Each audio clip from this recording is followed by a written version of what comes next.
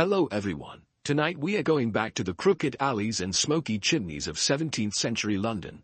Back to a time when streets were narrow, roofs were wooden, and people still trusted astrology more than plumbing. It's just after midnight, and the wind smells faintly of soot and candle wax. The taverns have quieted, the horses are asleep, and the city lies folded in on itself, like an old blanket pulled up tight around history's bones. Somewhere, a church bell is chiming the hour, soft, distant, and almost apologetic. You sit near an open window, the night wind brushing your skin, the sound of a ticking clock just behind you. It's the kind of night that feels like it knows something, but you don't, not yet. You may never know the end of this story. You might fall asleep before we reach the flames, but that's all right. These stories are meant to drift with you into dreams. If you like this space and want to see me again on future nights, please like and follow. We have many more nights to tell stories together.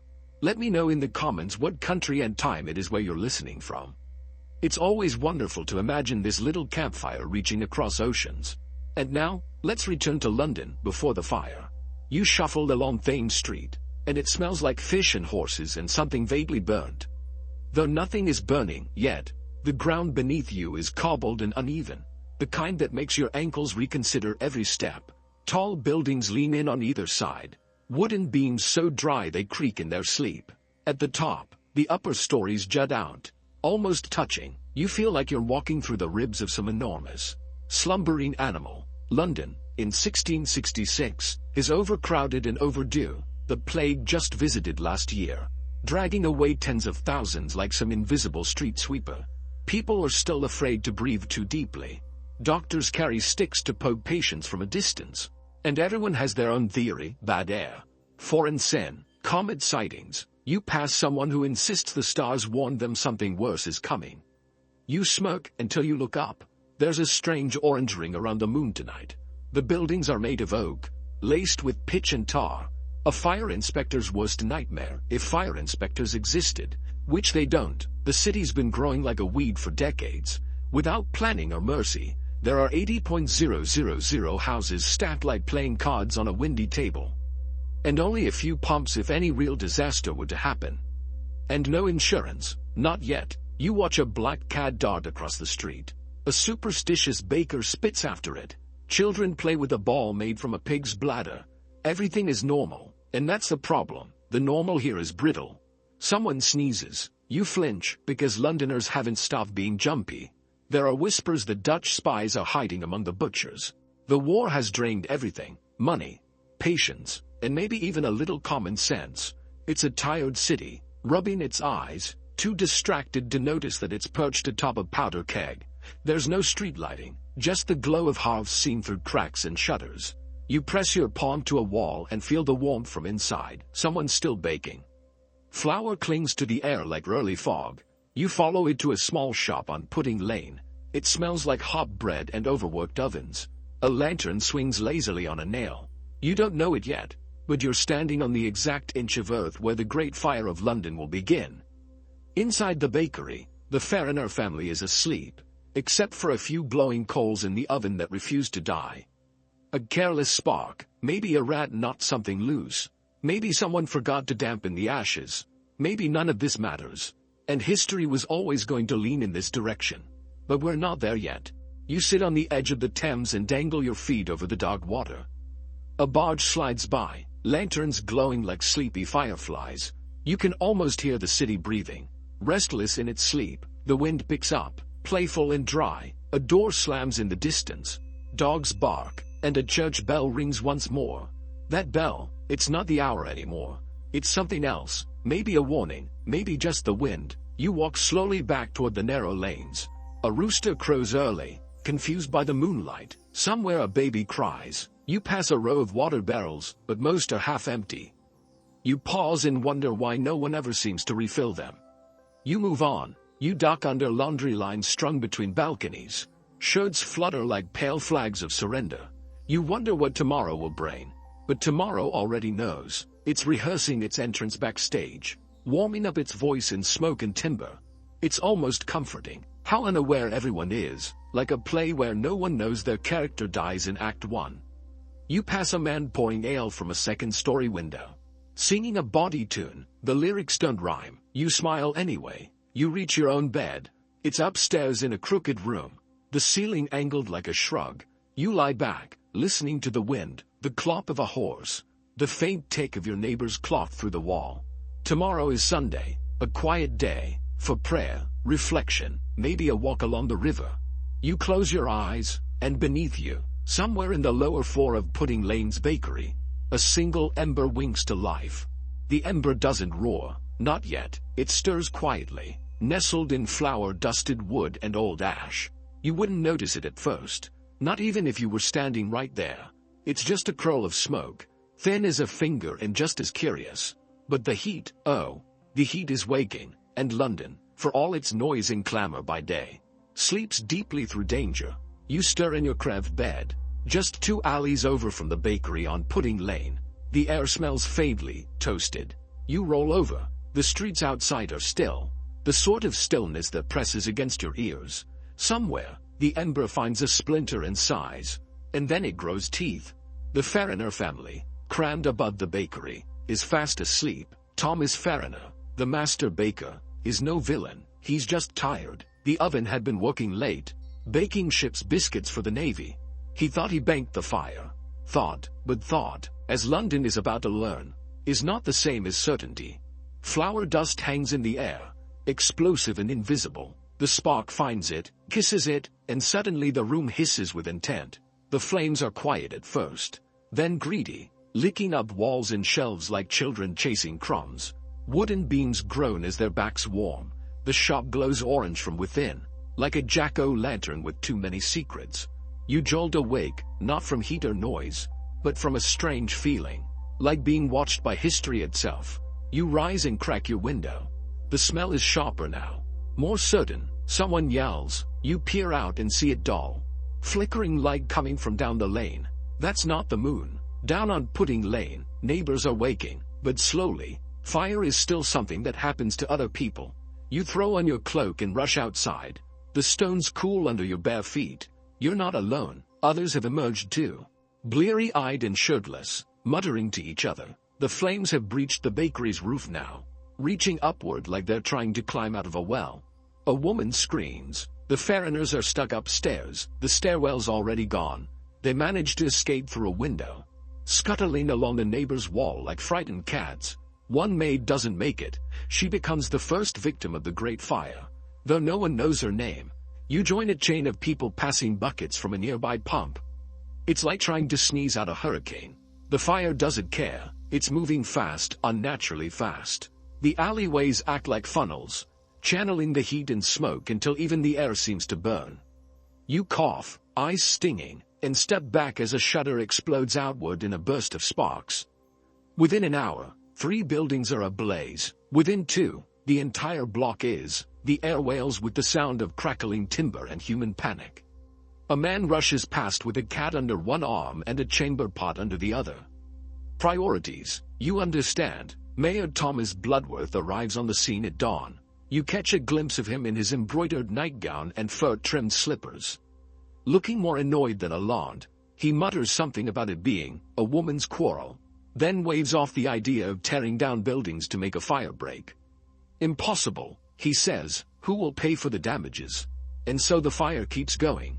You help a merchant push a cart of goods toward the river, dodging burning debris and fleeing guards. The wind changes, just a whisper at first, but then it stiffens like a soldier at parade. The fire seizes the moment and leaps across the narrow streets, now fanned and fed like a spoiled royal. By now, dozens of buildings are burning. You pause to look back. The skyline glows like a forge, and suddenly, you realize, this isn't just a bad fire. This is the fire. You dart toward a tavern where you know an old sailor lives. He's built like an ox and has a bucket the size of your torso. He's already gone. Smart man. You turn to shout a warning to a nearby family, but they're already fleeing. You help a child gather scattered marbles, one by one, even as sparks rain down. Above you, rooftops collapse with sudden violence. A man prays openly in the street, chanting over and over that this is the end of days. Another tries to sell talismans promising safety from fire, 3 shillings each. They don't work, not even slightly. The panic is starting to spread faster than the fire. People are waking up, not just from sleep, but from the illusion of safety. Church bells ring, not for worship, but for alarm. You hear someone shout that it's the Dutch, that this is an attack. Someone else claims it's revenge from God for the theaters being closed too long. Historians still debate what caused the fire to explode so violently. Was it just wind and timber, or did something strange happen that night? Some alchemy of error and arrogance. Some believe the city had to burn, that it was a purging. Others say it was entirely preventable. If only someone had acted sooner. You help form another bucket line. This time, you manage to douse part of a shed before it catches fully. It's a small victory, but it feels huge. And then, just behind you, a nearby warehouse erupts. You hadn't realized it was full of oil. The ground trembles. A group of men try to pull down a house with hooks. The fire gets there first. You catch your breath by the river. The flames dance in the water's reflection, making it look like the city is burning both above and below. The smoke billows higher, black and twisting, until it begins to block out the sun. You sit on a dock, dizzy from exhaustion, your hands raw from rope and heat. Someone offers you a swig of gin. You take it. It tastes like ash. A barge nearby is crammed with furniture, animals, and a weeping harpsichord player. He refuses to leave the instrument behind. You understand that too. The baker, Thomas Fariner, stands nearby, insisting it wasn't his fault, that the fire didn't start in his oven. You glance at the ruin behind him and raise an eyebrow. He sees it and looks away. No one knows yet that this is just the beginning, that by the time the fire sleets, it will have eaten over 13,000 homes. That entire parishes will vanish. That monuments will rise, but not to the victims.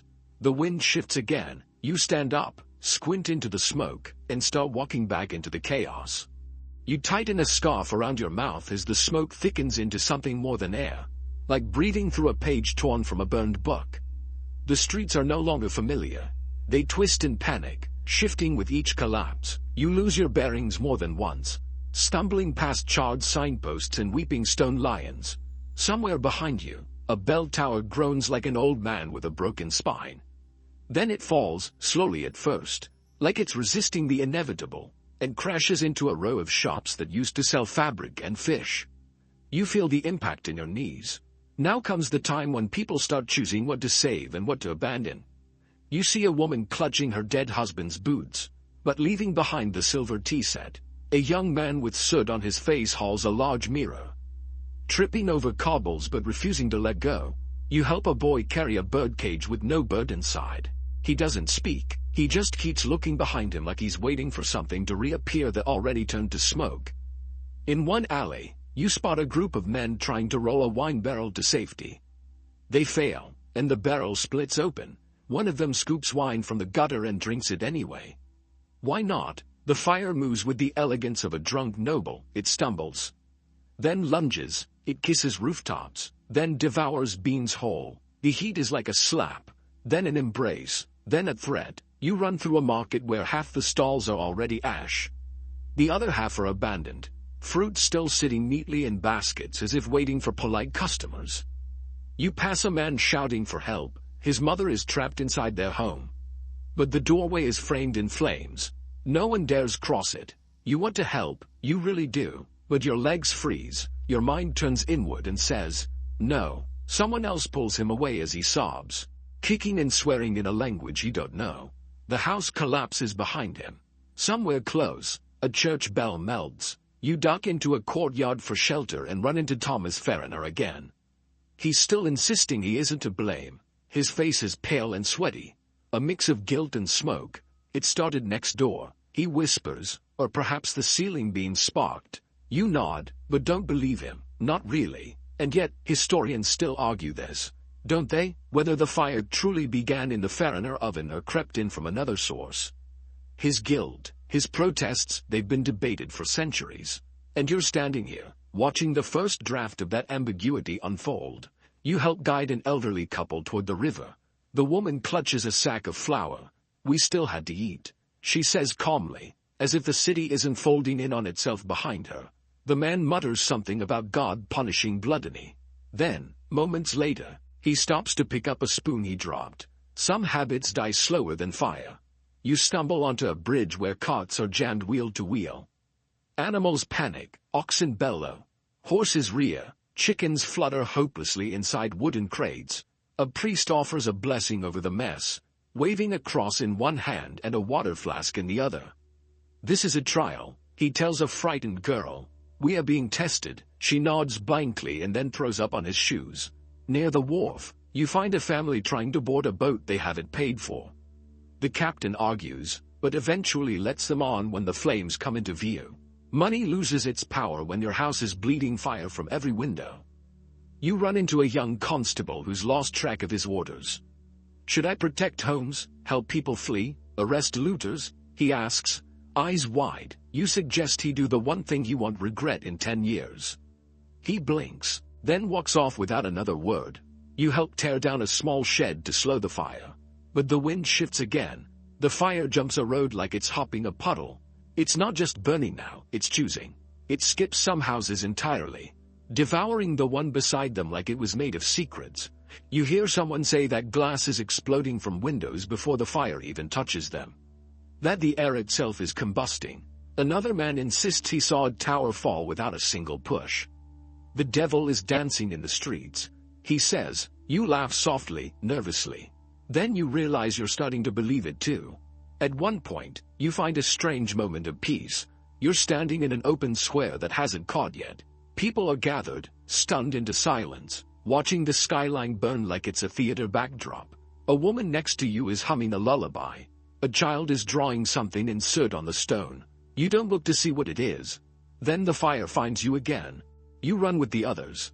You don't know where, just away. You reach a small hill and look back. The fire is now not a thing, it is the thing.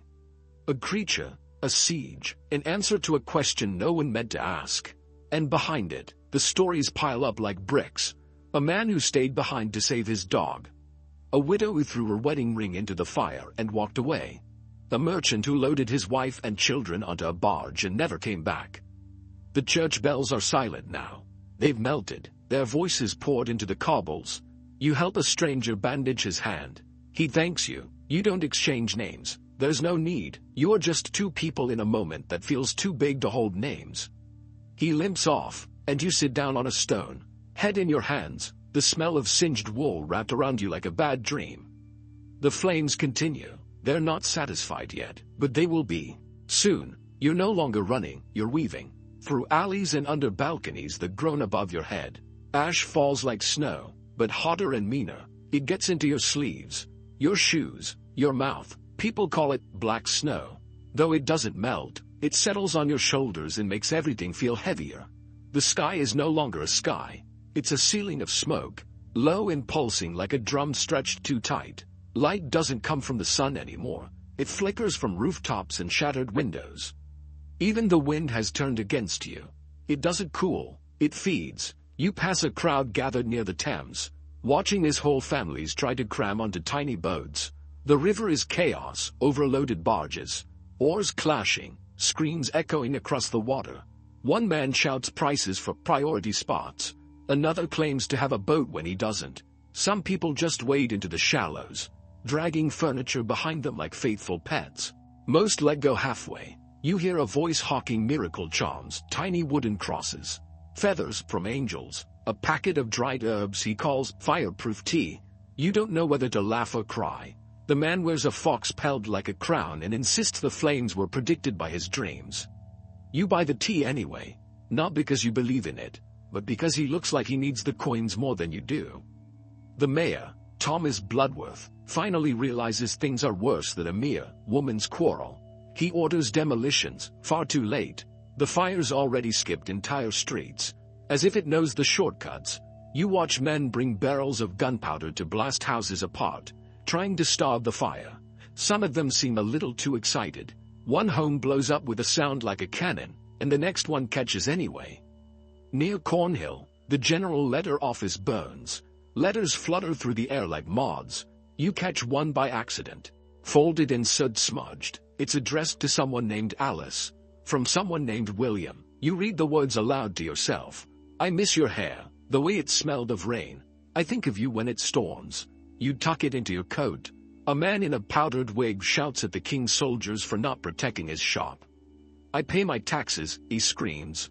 A soldier responds by tossing a bucket of water over him, not in anger, just to quiet the flames licking at his hem. You duck into a church to rest. Inside, it's cooler, stone walls, thick air, and the scent of old wax. People huddle together, sharing bread and gossip. A woman insists this is all part of a Jesuit plot. A man blames the Dutch. A third accuses actors and stage plays. You look around and wonder how quickly peace becomes paranoia. One of the children offers you a piece of apple. You take it. It tastes like kindness. Outside, the fire has reached the financial district. Banks, records, archives, all turning to smoke. You wonder if debts still matter when the ledgers are gone.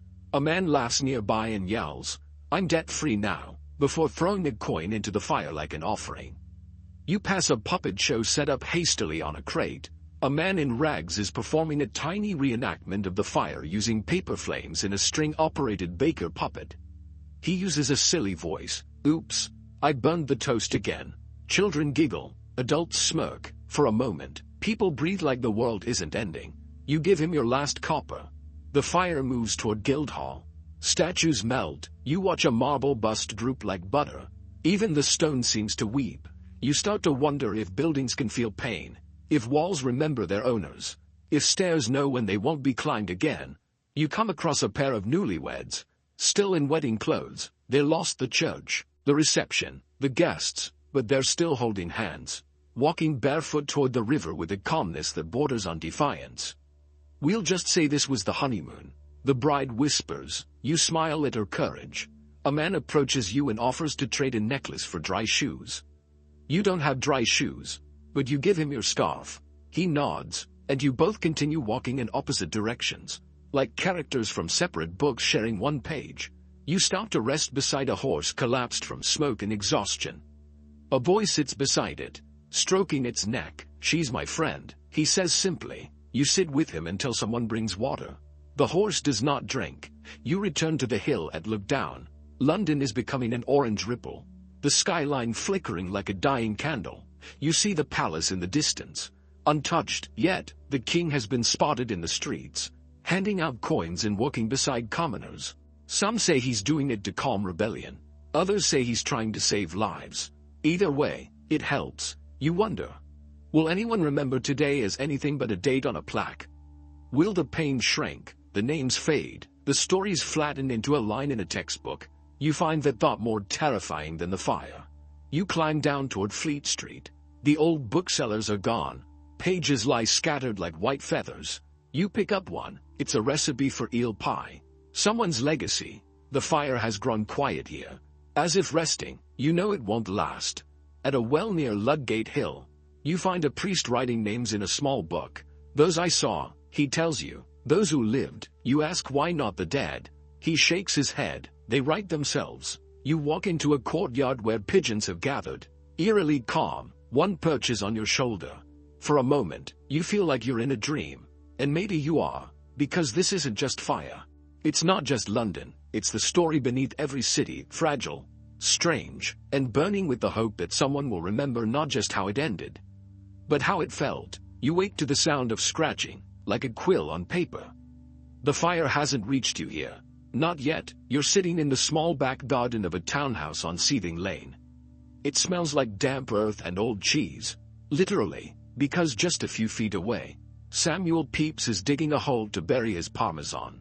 He mutters to himself as he works, pausing every so often to glance skyward as though the smoke itself might steal his belongings. His wig is askew, his waistcoat smudged, but he digs with determination. "It's not the fire that bothers me," he says, without looking up. "It's losing things I might still enjoy." Then he covers the cheese in a stack of important papers with a cloth and pats the earth gently like it's a child going to sleep. Samuel Pepys is a curious figure. Clerk of the Acts to the Navy Board by day, chronicler of his own compulsions by night. You've read his diary before, maybe once in school, maybe in an old anthology you never finished. But here, he's alive, fidgeting, narrating everything, even to himself. He turns to you and offers a biscuit. No point in saving the rest. He shrugs. We'll either be ash by dusk or historians will be picking through our boot buckles in 500 years. You follow him inside. The house smells like ink and candle wax and something faintly medicinal. There are stacks of papers everywhere, a half-eaten apple on the windowsill, and, somehow, 2 cats sleeping on top of a naval map. Pepys sits, dips his pen, and begins writing. Lord, what a night! Methought the sky itself bled. He describes everything, the fire's glow, the sounds of collapse, the smell of burned bread. He writes it all down, not just facts, but feelings. He notes the people fleeing with chamber pots, the woman who wore all her jewelry at once, so as not to lose it, the man shouting poetry at a burning church. So much folly, and yet, so much bravery. You leave him scribbling and head back into the streets, and everywhere you go, you hear his voice now, not literally, but through your own narration. You start seeing things the way Pepys might. A horse dragging a cart with exactly 3 socks and a golden spoon. Worthy of a line, a man protecting a chicken under his coat like it's a newborn. Definitely going in the margins. There's a strange comfort in knowing someone is preserving this, not with numbers or decrees, but with confusion, jokes, and half-spilled ink. That's the kind of history people actually remember. You find Pepys again by the river hours later, staring into the flames rising from the Tower of London's outer buildings. Not the tower itself, no, he tells a crowd of gawkers, but close enough to smell the crowns warming. He's wearing a borrowed hat now and eating something you're fairly sure is raw onion. He turns to you again. I fear what this means. If fire eats London, wood rose from the ashes, something finer, or simply something different. You don't answer, you don't know. Later, you see him standing beside King Charles II. Yes, the king, sweaty, soot-stained, and looking strangely amused. They're discussing plans to blow up a row of houses near the fire's edge. Pepys suggests more organized demolition. The king listens. Oddly, this moment isn't being painted, isn't being sung about, just quietly happening. A civil servant and a monarch deciding what parts of a city must die to save the rest. It strikes you. History doesn't always shout. Sometimes it scratches softly in candlelight. You follow Pepys back to his home, where he strips off his outer coat and hangs it near a window. My neighbors think this is judgment, he says quietly. I think it's error. Wood too dry, wind too wild, men too slow. He sits from a chipped cup and adds, still, the line between divine punishment and bureaucratic failure is thinner than you'd expect. He writes about watching the fire from a boat, how London looked like hell. Flames in arches, churches lit from within like lanterns. The poor rose before dawn and fled with what they could carry. He scribbles, but what of what they couldn't? What about memory? You sit beside him for a long time. There's something reassuring in the way he records it all, not as a hero, not as a prophet, just as a man who saw, heard, and remembered. He doesn't know what his words will mean, doesn't even care if anyone reads them, but he writes them anyway, and that alone makes him a different kind of witness. When he yawns, finally, he doesn't go to bed. He walks to the window and watches the fire glow far off in the distance. Like a tired god settling down. It'll burn more tomorrow, he murmurs, and more after that, but so long as we can remember, the fire won't win entirely. You leave him there, silhouetted in the window, diary open on the table, ink drying into tomorrow's entry. Somewhere outside, someone shouts for water, someone else plays a lute badly. And you realize, this story has too many voices to vanish.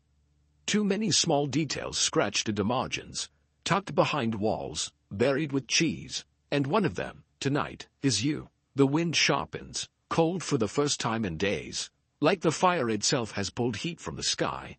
You're standing shoulder to shoulder with strangers, carpenters, maids, shopkeepers, sailors, every one of them wielding buckets, axes, ropes, or just their bare hands. You're digging fire breaks in the ground like it matters. Because now, it does. Somewhere behind you, someone's shouting orders you don't quite understand. They could be a constable or just loud enough to sound like one. Doesn't matter. You're following the rhythm now. Dig, pass, drag, shout, splash, cough, again, again, again. You look up and see the fire gaining. It races from rooftop to rooftop with a terrifying, almost gleeful agility. It doesn't burn so much as pounds. It's no longer a wave. It's a storm with fingers. The demolitions have begun in earnest. Not the orderly, reasoned tearing down the city imagined days ago, but frantic, haphazard destruction. Gunpowder is stacked in cellars, kegs rattling as men light fuses and run. The goal is to break the city before the fire can. And it sort of works, except when it doesn't. A blast goes off too early. A building collapses on 2 workers. You help dig them out, but only one breathes. He's missing a boot. You give him yours. The cobbles are still hot, but that doesn't seem to matter anymore. Somewhere, you hear people chanting prayers as they destroy their own homes. Whole families watching the walls fall, holding hands like they're in church. You pause to drink from a rain barrel. Someone blesses the water first, just in case. It tastes like smoke. Then a ripple of alarm travels through the crowd. Not from the fire, but toward it. You stand, crane your neck. The king is here. Charles II, tall, grimy, and wide-eyed, walks through the rubble like a man inspecting the bones of his kingdom.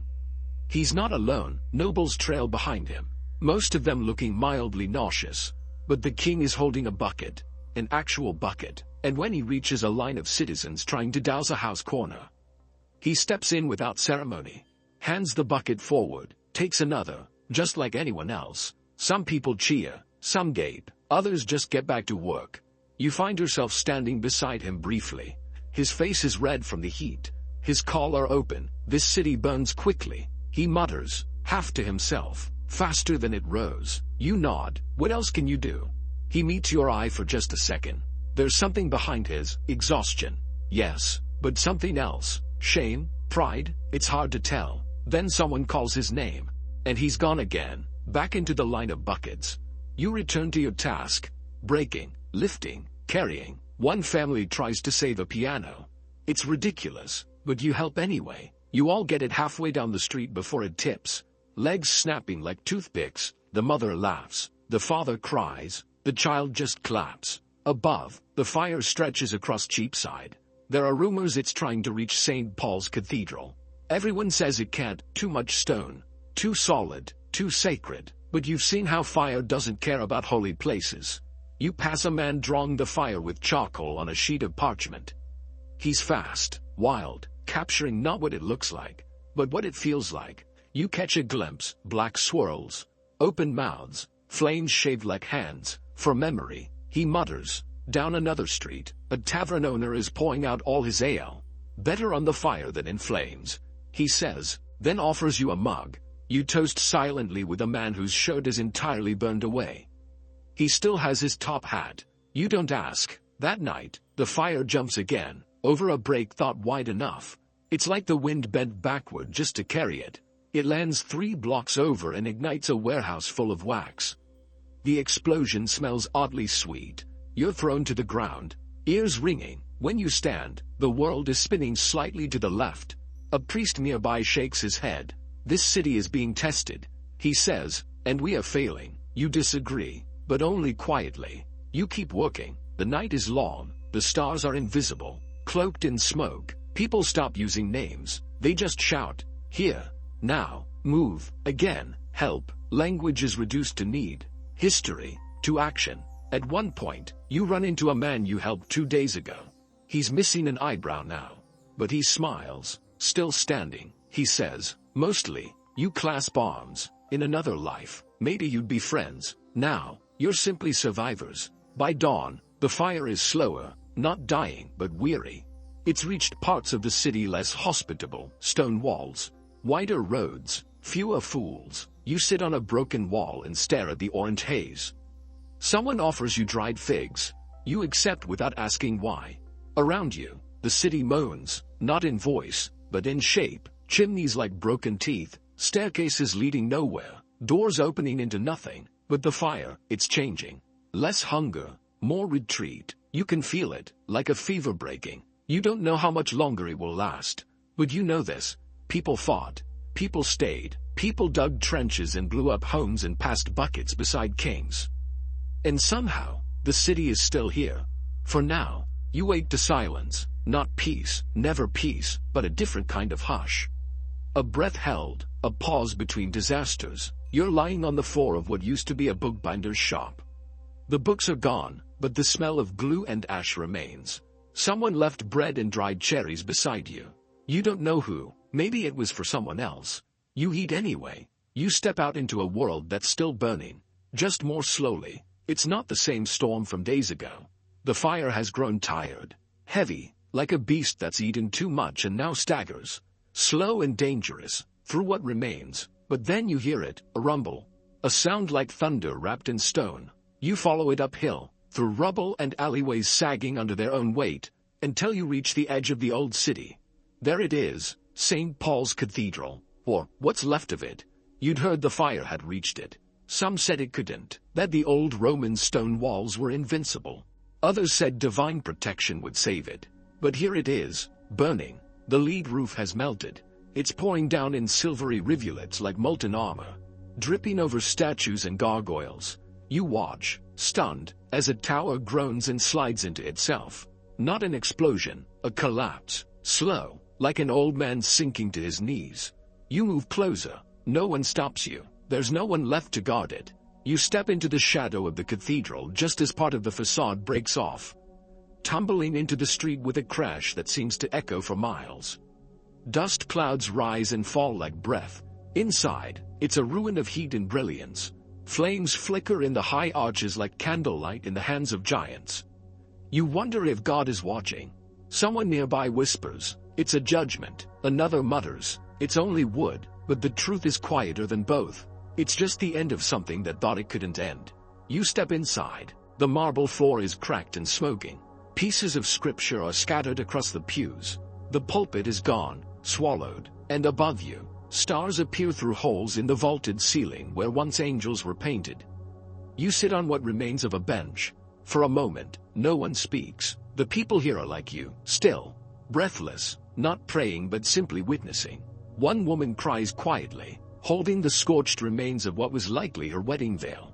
A man sketches furiously on parchment, eyes wide and unblinking. This is more than a building. This was the heart, and now the heart is exposed. Veins lit with fire, chambers open to the sky. You hear footsteps and turn to see a priest in full robes. Soot-covered but upright, he carries nothing, no cross, no relics, no holy text. Just a pale expression and ash in his beard. He kneels beside the altar, or what's left of it, and closes his eyes. He does not speak, he listens. Later, outside, you hear others debating. Was it punishment? One asks. For our sins, our vanity, our laziness? Another replies, maybe it was just a spark. And someone else adds, maybe it was always meant to happen. The city was too old, too narrow, too stubborn. You walk through the courtyard where statues once stood. Now, they're hunched, cracked, missing noses and arms. You touch one, a saint. Maybe, he doesn't feel holy, just warm. There's a new kind of silence settling in now. Not the shocked kind, the resigned kind, like when the last candle is blown out and no one moves to light another. But stories are blooming in the ashes. You overhear one about a dog that pulled its owner from a collapsing house. Another about a man who returned to his burning home for a painting of his mother and lived. And one stranger tale, that a group of monks formed a human chain to save a scroll that turned out to be a recipe for pickled onions. Historians still debate this part, what was lost, what was saved. Some say priceless manuscripts were destroyed. Others claim secret vaults below the cathedral survived untouched. No one really knows. The fire didn't write reports. You find yourself walking through a part of the city you hadn't visited before. The fire hasn't reached it yet, but the air is thick and bitter. A statue of a lion perches above a square, blackened by smoke. You sit beneath it, exhausted. Someone hands you a warm cup of ale. You drink in silence. You ask yourself, was it fate? Did London need to burn to be reborn? Or was this simply the cost of indifference? The answer won't come tonight, or tomorrow. You look back once more at St. Paul's, still smoldering, still beautiful, in a way only ruins can be. A man walks up beside you and says, they'll rebuild it, taller, wider, maybe with domes. You ask how he knows. He just shrugs. People never stay quiet for long. And neither does London. The city smells like salt and smoke now. Not the briny salt of the Thames, but the kind that lives in skin and wounds and tears. You wander through what remains of the eastern edge of London, where the fire has passed but the stories haven't caught up. Everything here is coated in gray: walls, clothes, faces, even the sky has forgotten how to be blue.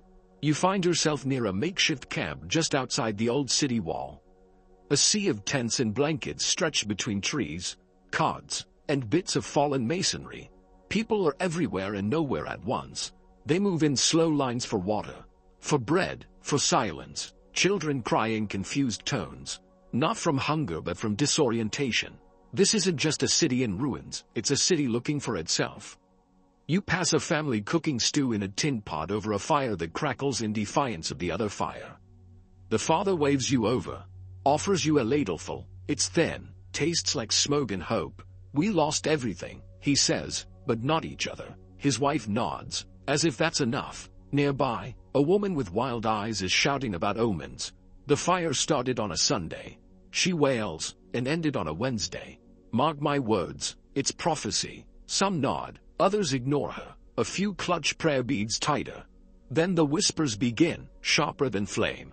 It was the French. Someone mutters, no, the Dutch, spies, arsonists. I saw a foreigner near the bakery. Smelled of sulfur. You pause. A line is being drawn, and it's not in ash. It's in fear. You walk toward a gathering where a man is standing on an overturned barrel. Pointing fingers, he's pale, thin, trembling with the confidence of paranoia. They did this to us. He cries. They came for our city. Look around you. No Englishman would destroy this. The crowd listens. Not all believe, but they don't walk away either. That's how it starts. Then, violence, swift and senseless. A man, his name forgotten already, is dragged from a cart. Accused of being Dutch, he protests in perfect English. But no one hears. They beat him anyway. You try to stop them. So do others, but the mob is louder than any plea.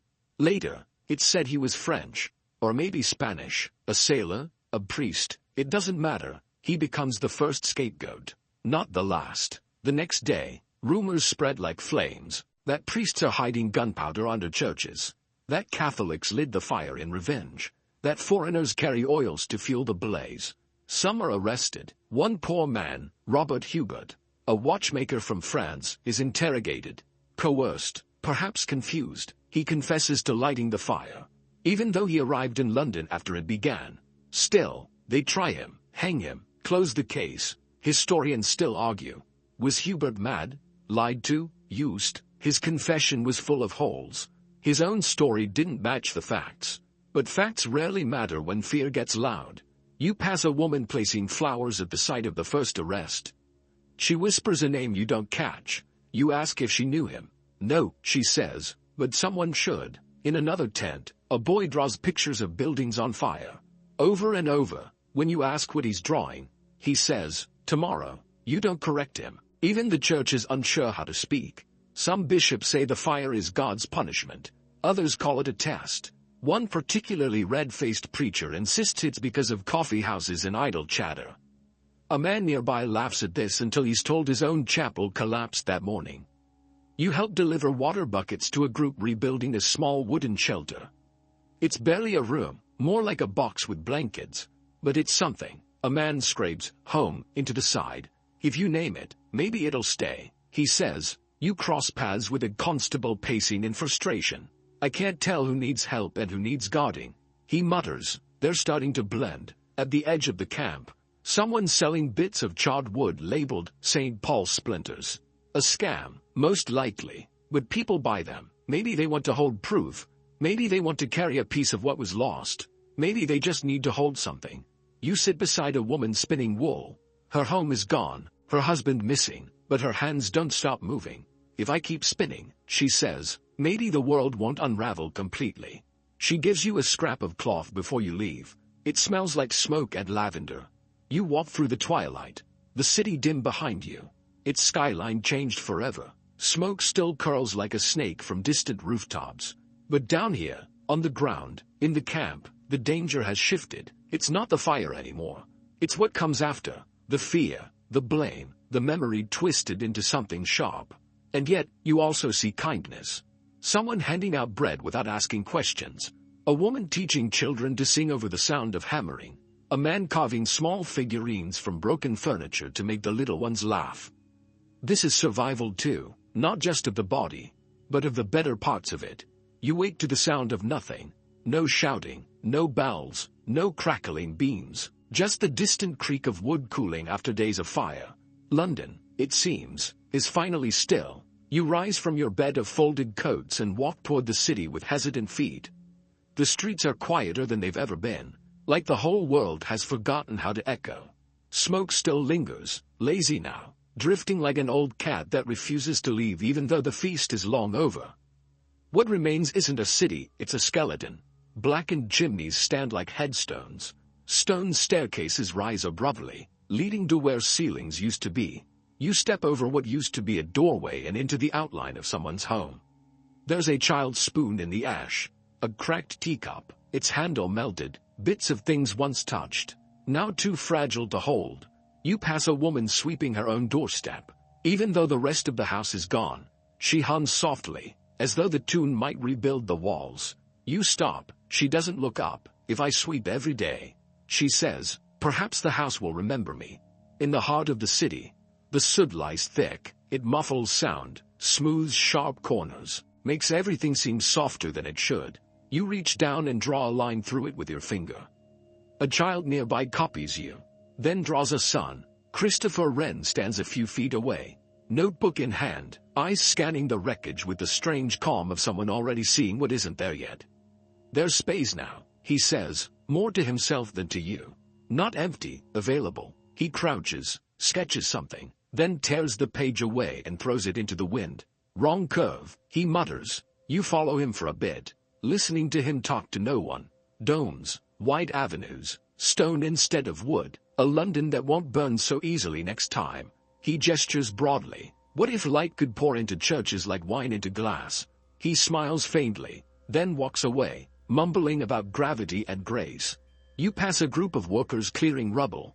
They've begun sorting what can be salvaged, stones that didn't crack, beams that didn't collapse. The sorting is slow, respectful, like a burial. A man lifts a scorched painting of a horse and says, "This one still runs." They all laugh. There are signs nailed to walls that aren't there anymore. Missing husband.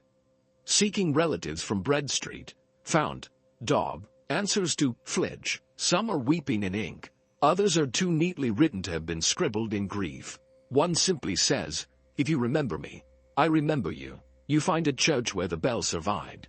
It rings once, unsure of itself. Birds scatter. There's no monument to the dead. Not yet, just burned beams and empty shoes. It's said that fewer than 10 people died, but you know that number is a lie. Or at least a wish. The fire erased too well. Bones, names, whole families gone without record. There's no list, just stories, like mist. You can see them only when the sun hits just right. You find a man building a table from burned rafters. He offers you a seat and a slice of something vaguely bread-like. "We'll eat here," he says, and talk about it until it becomes less sharp. Some people cheer when a building is cleared. Others just stare into the gaps left behind. You notice they don't build over everything. Some places, they leave empty, not by a law, by instinct. As if the ground itself needs to breathe. You climb a hill where a small crowd is gathered. They're not weeping, not speaking, just standing together, looking out over the new London. It's still smoking, still gray, but there's something beneath it now. Not ruins, foundations. The sky, for the first time in days, is blue. Someone begins to read a letter aloud, a goodbye from a man who didn't make it. His wife nods along, so do strangers. When she finishes, they don't applaud, they just breathe, all at once, like they've been holding it in since Sunday. You walk through the city once more, at a square once filled with market stalls. Someone's selling bread again, not much of it, and it's hard as brick, but people line up anyway. You buy a piece, it crumbles in your hand and tastes like smoke, but also like home. You turn a corner and find a child painting with soot and water on a scrap of wood. He's drawn a house, a sun and a man with an oversized nose. He points. "That's Papa," he says proudly. You ask where Papa is. He's helping fix a roof. You hope that's true. You watch as someone hangs up a new sign, Lemon Street. It's the first new name you've seen. No ceremony, just a nail and hope. The fire has stopped, but its shadow is long, and you walk in it, not as a victim, as a witness. The air is lighter now, not clean, but change. Where smoke once choked the sky, now there's space. You walk slowly through what used to be the heart of London. Past new timber stacked neatly in corners, through alleys where laughter has started to return, not constant, not easy, but real. Years have passed, you've returned to this place not as a survivor, but as a listener. The stories remain, whispered in pubs, painted onto plates, scratched into walls half rebuilt. But you notice something strange. There are no memorials for the dead, no long stone walls engraved with names, no plaques beside the old churches, nothing where the bakery once stood except a street sign and a few curious pigeons.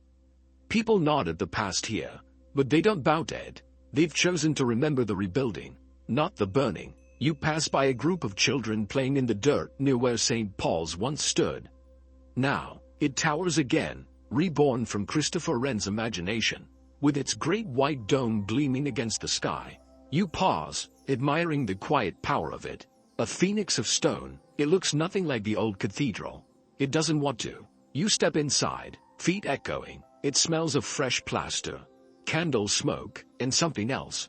Resolve. Tourists now whisper under the dome, voices lifting like prayers. They point upward, admire the symmetry, wonder aloud at the miracle of its construction.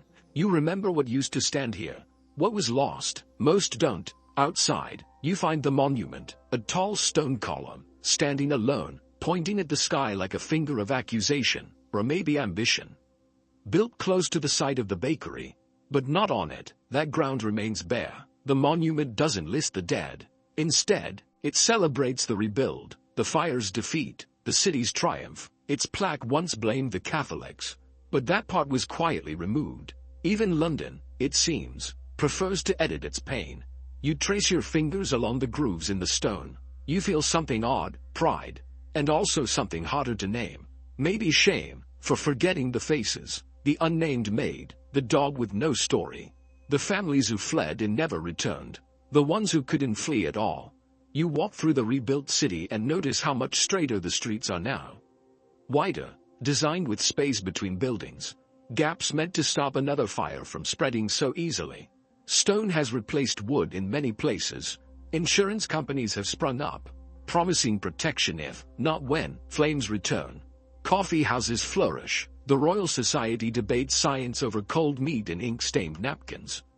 People talk about fireproof bricks, fire-resistant doors, fire-prepared minds, but no one talks about the fire itself, not much. It's a ghost that rattles behind laughter. You visit the river. It looks the same, calm, silty, carrying the same scent of low tide and old secrets. You sit by the water where people once piled furniture, prayers, and animals. A new tavern stands nearby, built from reclaimed stone. Someone's playing a lute inside, poorly but cheerfully. And then you see him, an old man with a thick journal, scribbling at a table with a pint of bitter by his elbow. He looks up, sees you, and smiles. You know, he says, I think we all forgot something. You ask what? He shrugs. Maybe we were supposed to. You walk back through the streets, now paved, now lively. You pass statues that were erected for kings and generals, but not one for the people who carried buckets beside them. No one honors the women who swept their own steps clean before the rubble was cleared. No one remembers the shoemaker who shared crusts of bread or the child who sketched flames with chalk. But you do. You carry them. You are the monument that remembers what the stone forgot. As you reach the edge of the old city, now fully clothed in glass and brick and ambition, you turn back for one last glance. London didn't just survive the fire, it was changed by it. Not in name, but in shape, in rhythm, in the way the light now touches the city differently. Because the buildings make more room for it, there is still no grave for the fire's victims, no names carved into marble, just streets full of feet, hearts still learning, and stories passed like coins from one generation to the next. And if you ever return, on foot, or in thought, or in dream, you may find a piece of ash caught in the crack between two stones. It will not speak, but it will still be listening. Tonight, you wandered through ash and ember, from the cramped alleys of 1666 London to the wide, deliberate streets that rose from the ruin. You stood beside the fire as it woke in a baker's oven and spread like a beast through the wooden ribs of the city. You ran with neighbors, shared buckets with canes, and watched a skyline fall into dust and then memory. You met Samuel Pepys, scribbling truth with ink-stained hands, and heard lies whispered louder than fire. You saw fear turn to blame and survival stretch thin across the tents of refugees. You stood in silence as St. Paul's melted, and in awe as it rose again in marble and light. But most of all, you witnessed what the city chose to forget: the names, the small acts of courage, the quiet kindness that never made it into stone. You carried their stories in the smoke-stained corners of your memory, turning them over like coals, keeping them warm. Now, as your breathing slows, and your body softens into stillness, let this tale drift with you, not into fire, but into sleep. Thank you for listening to the entire video. Now take a deep breath, relax your body, and start getting some good sleep.